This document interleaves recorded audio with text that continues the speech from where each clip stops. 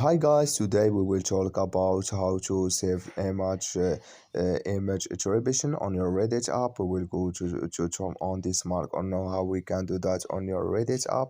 All you have to do, you just go up here in this picture on app, and when you click, and it's going to show for your this window like this, and you just click here on settings.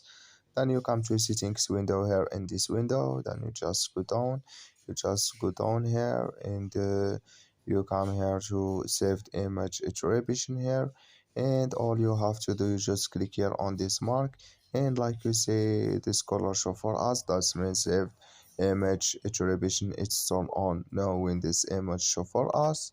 So that's all you have to do to turn on this mark on your Reddit app. You just follow these ways and it's going to work with you. So that's all. I wish now you I get it. Thank you for your watching. Don't forget to support us by like and subscribe. See you in next video.